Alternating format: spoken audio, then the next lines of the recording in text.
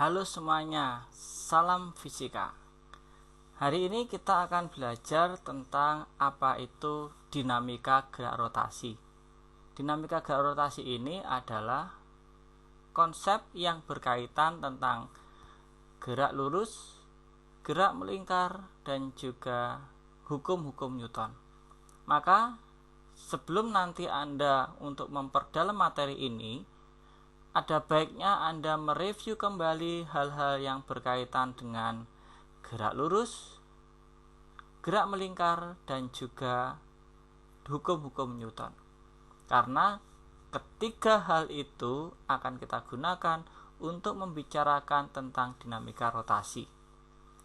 Nah, apa itu dinamika gerak rotasi? Dinamika gerak rotasi itu diawali dengan konsep momen gaya. Momen gaya adalah peristiwa bagaimana suatu gaya itu dapat mengakibatkan suatu benda itu dapat bergerak melingkar atau berotasi. Nah, contoh sehari-hari yang bisa kita lihat adalah peristiwa ketika ada seorang yang melepas mur dari ban suatu mobil. Biasanya mereka ketika melepas itu mereka menggunakan suatu kunci atau alat yang mana memiliki tuas yang cukup panjang. Nah, tuas yang cukup panjang inilah yang digunakan untuk menghubungkan gaya pada tangan sehingga gaya ini dapat digunakan memutar mur melalui kunci pas itu. Sehingga di sini kita bisa melihat bagaimana pengaruh gaya itu yang biasanya gaya hanya digunakan untuk benda-benda yang bergerak lurus, ternyata sekarang gaya ini dapat digunakan untuk memutar suatu benda. Itulah yang nanti kita kenal sebagai konsep tentang momen gaya. Nah, momen gaya itu dimulai dari konsep atau lebih dikenal dengan nama torsi. Apakah itu? Adalah hasil kali komponen vektor gaya terhadap lengan gaya yang saling tegak lurus. Jadi antara gaya dengan lengan gaya harus saling tegak lurus. Apa yang dimaksud dengan lengan gaya? Lengan gaya adalah jarak titik tangkap gaya terhadap titik pusat rotasi. Jadi yang menjadi lengan gaya, kalau dalam konteks tadi seseorang yang melepas ban mobil, lengan gaya itu adalah ukuran tuas yang dipakai. Sehingga hasilnya sebagai torsi dirumuskan sebagai tau, ini adalah tau dibacanya, tau sama dengan F kalikan L kalikan sin theta. Nah, di sini F kalikan L kalikan sin theta adalah hasil kali yang didapatkan antara F dan L yang saling tegak lurus. Sehingga kalau nilai sudutnya itu tidak 90 derajat, maka kita wajib memasukkan nilai sudutnya pada persamaan ini. F adalah gaya, L adalah lengan gaya, dan tau adalah torsi. Apa satuannya? F adalah Newton dan L adalah meter. Maka satuannya adalah Newton kali meter. Nah, disebutkan juga bahwa nilai dari theta antara lengan gaya adalah harus 90 derajat, maka nilainya sin 90 derajat adalah sama dengan 1. Nah, simulasi dari grafik atau diagramnya sebagai berikut. Ada gaya, kemudian gaya ini membentuk sudut terhadap lengan gaya jarak O ke A sebesar sudut lancipnya adalah theta. O sebagai pusat rotasi, kemudian OA adalah lengan gaya. Sehingga jika gaya F itu kita kerjakan pada lengan gaya OA, menyebabkan lengan gaya OA itu akan bergerak melingkar. Kurang lebih contohnya seperti ini. Nah, kalau kemudian ini itu saya berikan gaya arahnya ke atas, maka tongkat ini akan bergerak melingkar. Nah, ini. Kalau saya berikan gayanya itu arahnya ke bawah, maka dia akan bergerak melingkar ke bawah begini. Maka ujung yang atas sebagai pusat rotasi. Atau jika kemudian saya dorong depan, nah maka dia akan bergerak rotasi juga. Inilah yang dimaksud dengan bagaimana gaya yang tegak lurus dengan lengan gaya menyebabkan sistem bergerak rotasi. Nah, define tadi seperti ini. Hasil kali vektor gaya terhadap lengan gaya yang saling tegak lurus. Maka OA adalah lengan gaya, ya. Dan kemudian bagaimana tegak lurusnya? Kita lihat OA lengan gaya, F-nya tadi membentuk sudut terhadap theta. Berarti gaya ini bisa kita uraikan menjadi dua, yang berwarna merah dan yang berwarna biru. Manakah yang tegak lurus terhadap lengan gaya? Ya, yang tegak lurus terhadap lengan gaya adalah gaya yang berwarna merah. Sehingga yang dimaksud dengan gaya tegak lurus adalah diagram gaya yang berwarna merah. Maka gaya yang berwarna merah inilah yang menyebabkan sistem dari lengan gaya OA ini bergerak berotasi. Sedangkan untuk yang warna biru tidak. Kenapa? Karena saat saya punya tongkat ini kemudian saya tarik ke kiri, atau maaf saya tarik ke kanan, maka tongkat tidak berputar. Tapi kalau saya dorong ke atas atau ke bawah, maka tongkat ini bisa berputar. Jadi yang warna merah itulah yang arahnya ke atas yang menyebabkan ini bisa berputar. Nah, misalnya kita mempunyai beberapa gaya yang bekerja pada suatu sumbu rotasi TO. Ada gaya F1, ada gaya F2, ada gaya F3, ada gaya F4, ada gaya F5. Yang mana setiap gaya-gaya itu memiliki jarak tertentu terhadap titik pusat rotasi. Maka jarak titik pusat itulah yang nanti akan kita kenal dengan nama lengan gaya. Misal, gaya F1 berada pada titik A, memiliki jarak terhadap titik rotasi adalah OA. Berapakah torsinya?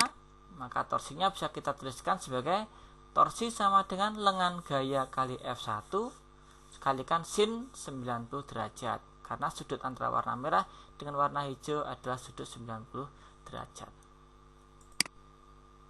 Bagaimana kalau dengan F2? Manakah lengan gayanya? Iya, betul. Lengan gayanya adalah OB.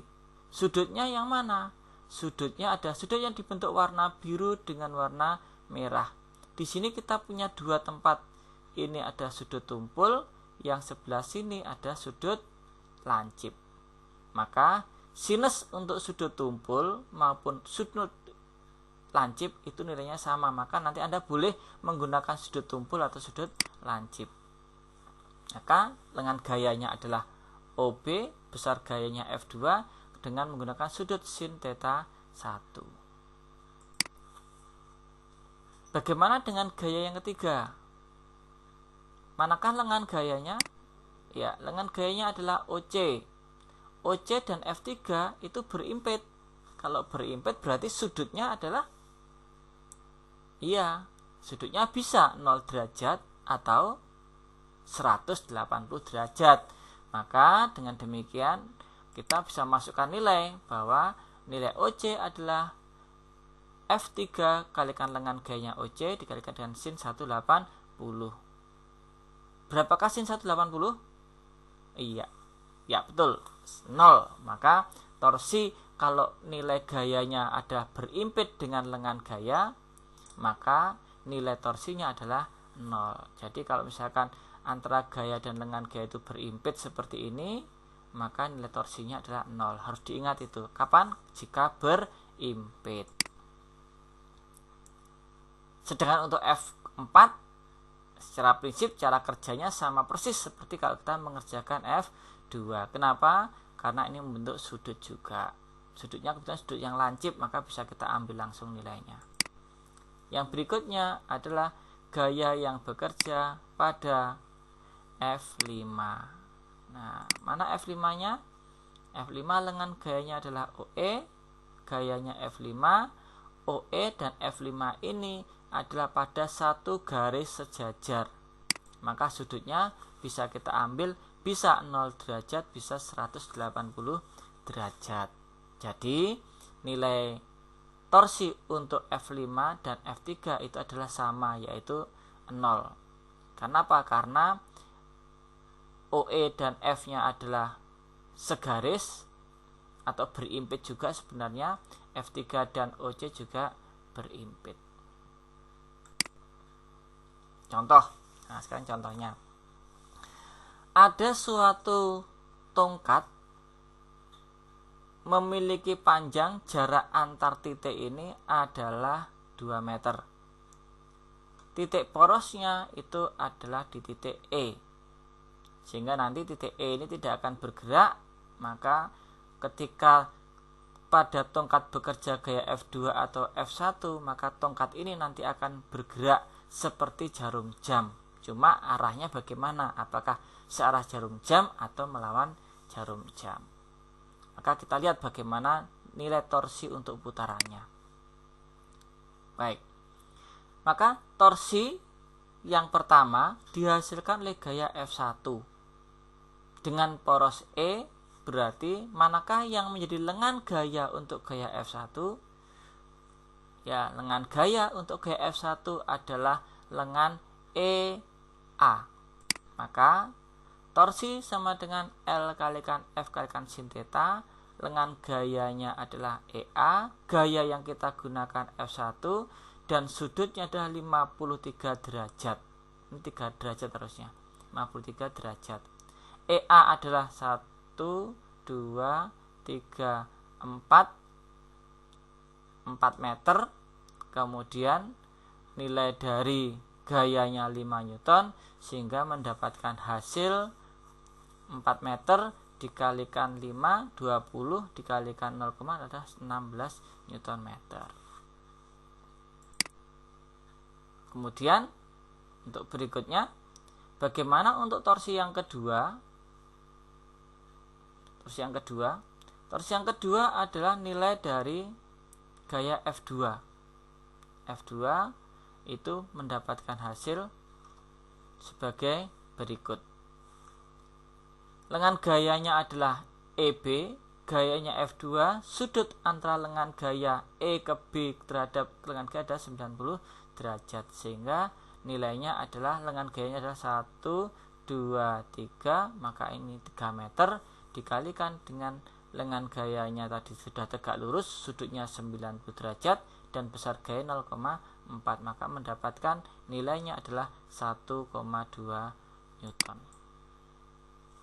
Sedangkan torsi yang ketiga adalah F3, bekerja pada titik porosnya.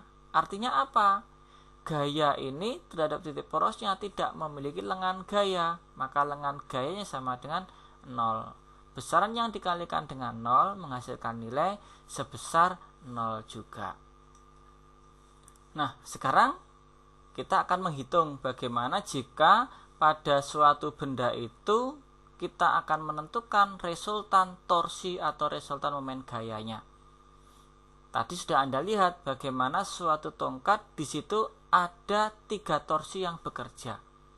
Maka untuk menentukan resultan suatu torsi, kita perlu menentukan bagaimana tanda yang akan kita pakai untuk torsi yang searah jarum jam maupun yang berlawanan jarum jam. Karena torsi itu akan saling mengurangi jika torsinya itu berlawanan. Tapi jika torsi-torsi itu searah, maka dia akan saling menguatkan atau menambah.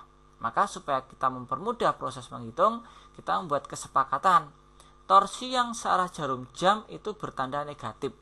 Saya ulangi, torsi yang searah jarum jam itu torsi yang bertanda negatif. Maka kita bisa melihatnya sebagai berikut. Kalau pada lengan gaya OA dan OB ada gaya F1 dan ada gaya F2, maka gaya F1 menghasilkan torsi 1, gaya F2 mendapatkan torsi 2. Maka tongkat ini kalau kita tarik ke bawah, perhatikan, Nah, maka dia akan bergerak ke bawah seperti ini. Artinya apa? Torsinya itu akan bergerak melawan putaran jarum jam. Tapi torsi ini kemudian diangkat ke atas. Nah, maka torsi itu akan bergerak berlawanan dengan jarum jam. Maka torsi yang searah jarum jam, nah ini tadi yang searah ini, seperti ini. Nah, seperti ini, saya tarik ke bawah, maka dia akan bergerak searah putaran jarum jam. Nah, maka torsi ini kita beri tanda torsi negatif. Sedangkan torsi yang melawan, yang searah dengan, torsi yang melawan putaran jarum jam itu torsi yang bertanda positif. Jadi kalau melawan searah itu bertanda negatif, kalau melawan jarum jam bertanda positif. Sehingga karena di sini ada dua torsi, resultan torsinya adalah torsi 1 bertanda negatif karena searah jarum jam, ditambah dengan torsi 2 bertanda positif karena dia melawan arah jarum jam. Kalau begitu, untuk soal yang tadi kita sudah bisa menghitung. Torsi 1 tadi ketemunya 16, torsi 2 ketemunya adalah 1,2, dan torsi ketiga hasilnya adalah 0. Maka kalau kita lihat dengan menggunakan acuan titik E, torsi F2 tarik ke atas. Anda bayangkan jika ini kita kasih skrup, kemudian bisa bergerak bebas, kita tarik gayanya ke atas, maka tongkat ini akan bergerak searah jarum jam atau melawan jarum jam. Iya, betul. Maka dia akan bergerak searah jarum jam. Maka dia mempunyai torsi bertanda negatif. Sedangkan positif ya. Sedangkan untuk torsi F1 kalau kita tarik, maka dia akan bergerak melawan putaran jarum jam. Nah, ini melawan. Maka torsi F1 akan bertanda torsi positif. Sedangkan F2 karena searah dengan jarum jam, dia bertanda torsi negatif. Kalau kita masukkan, kita dapatkan torsi 1 bertanda positif, torsi 2 bertanda negatif, dan torsi 3 kita berikan tanda positif karena kebetulan torsi T3 tidak menyebabkan sistem berputar.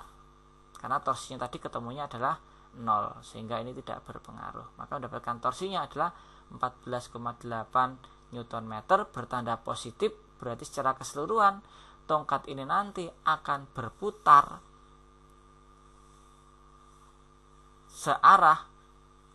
akan berputar melawan putaran jarum jam.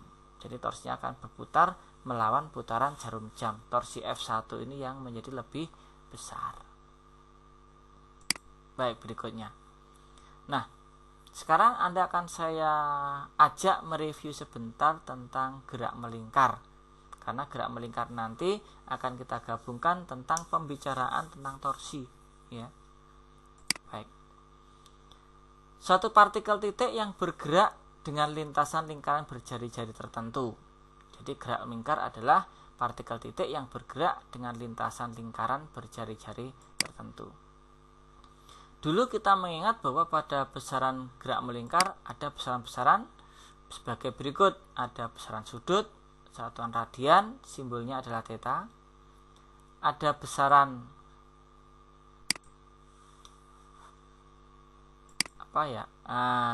kecepatan sudut, satuannya radian per sekon, simbolnya adalah omega. Ada percepatan sudut, simbolnya alfa, satunya radian per sekon kuadrat.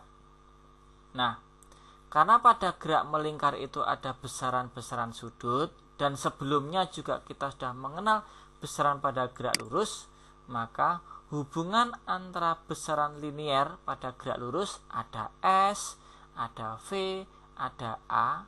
Kalau kita hubungkan dengan persamaan pada gerak anguler, besaran-besaran yang ada di atas ini, maka kita bisa mendapatkan hubungan sebagai berikut. Besaran linier SVA sama dengan jari-jari lintasan dikalikan besaran anguler. Jadi R dikalikan dengan besaran anguler mendapatkan besaran pada satuan linearnya. Maka S sama dengan R kali theta. Kalau V ya R kali omega. Kalau A R kali alfa. Misal sebagai berikut. Suatu benda bergerak pada lintasan lingkaran. Masanya M, kecepatannya V. Masih ingat Anda bagaimana menghitung energi kinetiknya? Ya, V. Bagaimana rumus EK? Ya, betul. EK sama dengan setengah MV kuadrat. Nah, untuk menghitung energi kinetik, kita juga bisa menggunakan pendekatan besaran kecepatan sudut atau omega. Nah, bagaimana sekarang kita menentukannya kalau kita menggunakan omega? Oke, kita lihat slide berikutnya. Tadi kita mendapatkan sebuah partikel yang memiliki massa M bergerak melingkar dengan jari-jari R dan berkecepatan V. Maka besarnya energi kinetiknya adalah EK. Kita sudah pernah mendapatkan rumusnya. EK sama dengan setengah MV kuadrat. Karena benda itu sedang bergerak melingkar, maka kita bisa juga menentukan energi kinetiknya menggunakan persamaan besaran gerak melingkar, yaitu dengan menggunakan bantuan besaran kecepatan sudut. V sama dengan R kalikan omega. Itulah yang nanti akan kita gunakan untuk menggantikan besaran dari V kuadrat. Nah, di sini EK sama dengan setengah MV kuadrat, V-nya kita ubah menjadi R kuadrat dan omega kuadrat, maka energi kinetik rotasinya dalam bentuk persamaan sebagai berikut. Setengah MR kuadrat kali omega. Nah, ternyata nilai dari MR kuadrat itulah yang nantinya kita kenal dengan nama momen inersia. Jadi momen inersia itu adalah nilai dari massa kalikan jari-jari dikuadratkan, MR kuadrat. Dalam konteks berikutnya, momen inersia itu dibedakan menjadi dua, yaitu momen inersia sebagai bentuk partikel dan momen inersia sebagai benda homogen. Kalau sebagai partikel sudah kita dapatkan rumusnya tadi. Tapi kalau sebagai benda homogen, maka ini sudah ada rumus tertentu. Maka saya tuliskan di sini, lihat pada tabel. Ya, nanti ada 5 atau 6 yang sewajarnya atau seharusnya Anda hafalkan bagaimana momen inersia untuk benda-benda yang bersifat homogen. Nah, jika partikel yang kita bicarakan cukup banyak dan mereka itu bergerak melingkar dengan jari-jari tertentu terhadap porosnya, maka resultan inersianya tinggal kita jumlahkan saja. M1 kalikan jari-jari 1 dikuadratkan untuk partikel pertama, inersia pertama. Ini untuk inersia kedua dan seterusnya. Demikian juga untuk besar energi kinetik pada partikel yang bergerak melingkar, maka nilai I-nya kita ambilkan dari resultan I yang sudah ada itu.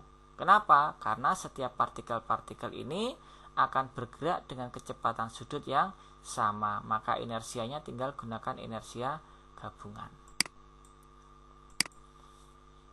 Contoh sebagai berikut. Jika jarak OA adalah 2 meter, OA 2 meter, dan jarak OB adalah 5 meter, OB adalah 5 meter, dengan poros sumbu Y, jadi sumbu Y ini sebagai porosnya, maka tentukan besar momen inersia setiap partikel tersebut, resultan momen inersia sistem tersebut. Jadi gambarannya begini anak-anak. Ini ada tongkat panjangnya adalah OB, kemudian di sini ada bola atau partikel, ini juga ada partikel. Sumbu Y-nya, sumbu Y saya tambahkan ini sumbu Y. Nah, ini sumbu Y-nya. Sumbu Y sebagai porosnya. Maka kalau sumbu Y porosnya, maka partikel akan bergerak begini. Nah, akan akan bergerak mengelilingi sumbu Y begini. Artinya apa? Partikel A itu akan bergerak melingkar dengan jari-jari tertentu. Nah, partikel A, partikel B juga bergerak melingkar dengan jari-jari tertentu. Maka dengan demikian kita bisa menentukan berapa momen inersia yang dihasilkan. Berarti untuk momen inersia A, IA mr kuadrat dengan jari-jari OA kuadrat 3 dikalikan dari jari 2 meter 12 kg meter kuadrat, dan nilai dari jari-jari untuk massa B adalah OB kuadrat, maaf ini harusnya adalah MB, maka 4 dikalikan dengan 5 kuadrat ketemunya 100 kg per meter persegi. Kalau kita ingin mendapatkan resultannya, ya sudah tinggal kita jumlahkan saja. IA ditambah dengan IB nilainya adalah 12 ditambah dengan 112 kg meter persegi. Baik, berikutnya. Bagaimana kalau sekarang kita ada 3 benda? Nah, 3 benda sama kayak tadi. Benda pertama, benda kedua, benda ketiga. Cuma sekarang benda ketiganya pas berada di sumbu Y. Kurang lebih simulasinya seperti berikut. Ini sumbu Y-nya. Kemudian kita taruh, ini sumbu X ya, sumbu X yang ini yang sedang dipegang Pak Dedi, sumbu X. Kemudian kita tambahkan sumbu Y. Nah, seperti ini. Maka kalau di ujung kiri ada partikel, ujung kanan ada partikel, dan di sini juga ada partikel. Kalau kita gunakan sumbu Y-nya ini sebagai sumbu rotasi, maka Anda amati. Manakah benda yang melakukan gerak melingkar, yang punya jari-jari? Maka dapat Anda amati, benda-benda yang di ujung-ujung sumbu X itulah yang akan bergerak melingkar. Sedangkan yang di sumbu Y dia hanya akan berada di posisinya terus di sini, terus akan muter di sini saja. Artinya apa? Dia tidak memiliki jari-jari lintasan.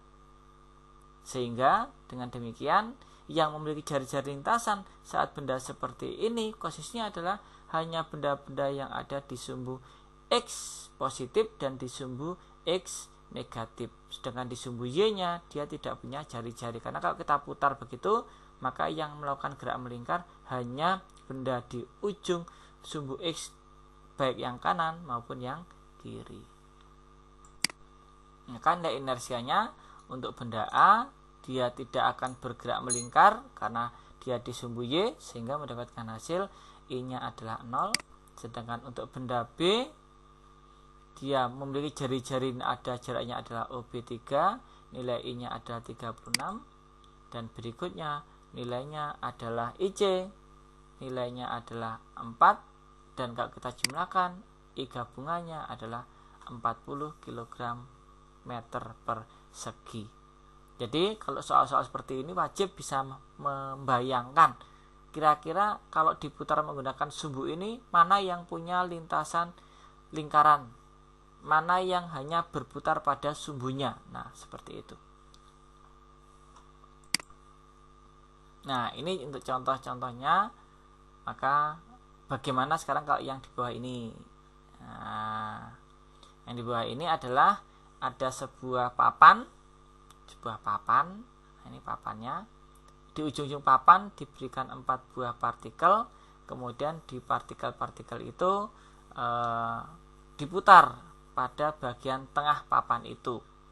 Jadi memutar tengah papannya itu begini anak-anak, bukan diputar bukunya, tapi misalkan ini papannya. Nah, papannya begini, mutarnya begini. Nah, seperti ini sumbu putarnya, sumbu Y sumbu putarnya ya. Sehingga sumbu Y, jadi kalau misalkan saya ambilkan sumbunya, misalnya ini adalah sebagai sumbunya, nah, maka ini kita putar seperti ini. Nah, kita putar begini. Itu maksudnya. Maka siapa yang punya jari-jari gerak melingkar dan berapa nilainya, Anda bisa menentukan dari contoh itu. Inilah bagaimana kita menentukan sistem momen inersia pada partikel. Nah, bagaimana untuk yang kedua? Jika sistem partikelnya adalah benda, berupa benda padat. Nah, sebagai berikut. Maka kalau sistem partikelnya adalah benda padat yang sudah saya sampaikan tadi, maka dia akan memiliki nilai yang sudah ditentukan. Nah, jadi kalau misalkan ada batang silinder, kita putar pada bagian tengahnya, nilai inersianya adalah 1/12 kali M kalikan L kuadrat. L itu adalah panjang tongkatnya. Jadi kalau misalnya ini ada sebagai tongkatnya, saya siapkan dulu tongkatnya. Kemudian kita putar pada bagian tengahnya begini. Nah, tengahnya itu kita putar. Maka ini punya inersia 1/12 M kalikan L kuadrat. L-nya dari ujung ke ujung, L-nya itu. Kalau di sumbu putarnya yang kedua, ini. Kalau kita mutarnya begini, seperti jarum jam itu. Salah satu kita kunci, kemudian kita putar. Nah, seperti ini. Ini namanya sumbu putarnya salah satu ujungnya, seperti jarum jam itu. Nah, jarumnya juga sama seperti ini juga. Nah, maka kalau kita putar seperti kondisi ini, nilai dari inersianya adalah 1/3 ml kuadrat. Kalau kita punya suatu silinder, kita gelindingkan begitu, maka nilai inersianya adalah 1/2 mr kuadrat, silinder yang kita gelindingkan. Atau sama juga pipa yang kita gelindingkan, atau bola. Nah, ini masing-masing punya inersia dengan besarnya tertentu. Maka untuk inersia-inersia benda yang homogen ini, maka 6 besaran inilah yang sebaiknya Anda kuasai dengan baik. Nah, untuk contoh-contoh soalnya pada bagian momen inersia untuk benda-benda homogen ini, ya, contoh-contoh soalnya sederhana karena Anda tinggal memasukkan besaran-besaran yang diketahui ini ke dalam bentuk persamaannya. Maka untuk soal-soal ini saya serahkan kepada Anda semua untuk mempelajarinya dengan menggunakan konsep-konsep yang sudah saya jelaskan. Ingat, menghitungnya harus diperhatikan, besaran satuannya harus disamakan. Kalau kebetulan masih menggunakan satuan cm, maka ubahlah dulu ke dalam satuan meter. Baik, saya kira sampai di sini dulu pembelajaran kita. Untuk hal-hal yang lain bisa ditanyakan pada saat adanya tatap muka. Salam fisika.